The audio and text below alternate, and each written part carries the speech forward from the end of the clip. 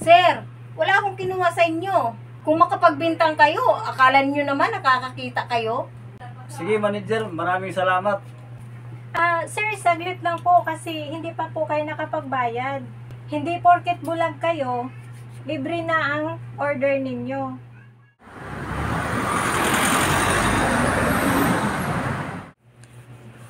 Ay, may bulag na pumasok. Ako na nga mag-entertain. Good morning, sir. Good morning, miss. Ito na ba yung coffee shop? Pasensya na, miss, kasi may kapansanan kasi ako at hindi ako magkakita. Opo, sir. Nandito po kayo sa coffee shop. Alalayan ko na po kayo sa pagupo. Sige, miss, nakakatuwa naman at inaasikaso niyo pa talaga ako. Halika na po, sir. Sige po, sir. Maiwan po muna ko kayo dito. At kukunin ko lang po yung listahan ng coffee namin. Sige po. Excuse me po, sir. Ito na po yung listahan ng coffee namin. Cappuccino mix, coffee, coffee with cream, coffee with sugar, at strong black coffee.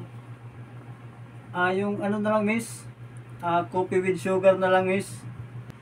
Miss, matagal ka na dito sa trabaho mo? Kasi inaasikaso mo talaga ang katulad kong bulag.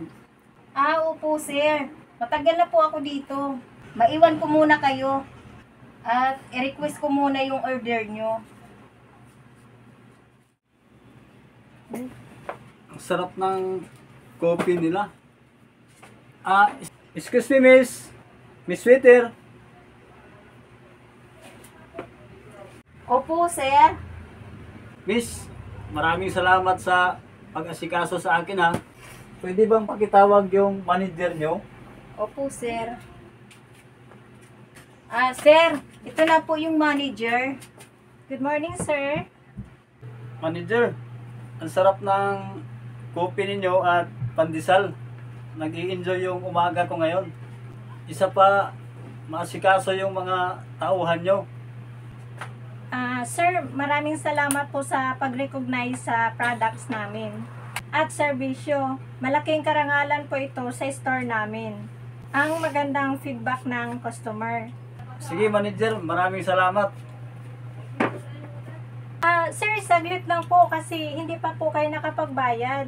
Hindi porket bulag kayo, libre na ang order ninyo dito sa coffee shop namin. Malulugi po kami, sir. Negosyo po kasi ito. Nagbayad na ako, manager. Bali, sobra pa nga po yung binayad ko eh. Bali, nandyan na po sa waitress nyo.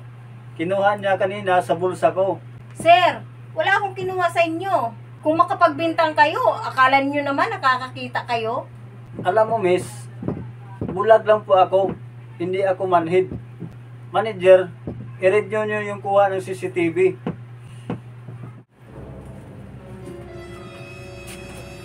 Sir, upo na po kayo dyan.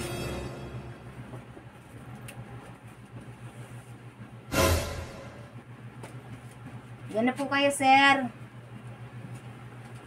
Miss Ann, hindi ko kinukonsinti ang ganitong mga gawain. Ubarin mo na lang yung uniform mo dahil simula ngayon tanggal ka na.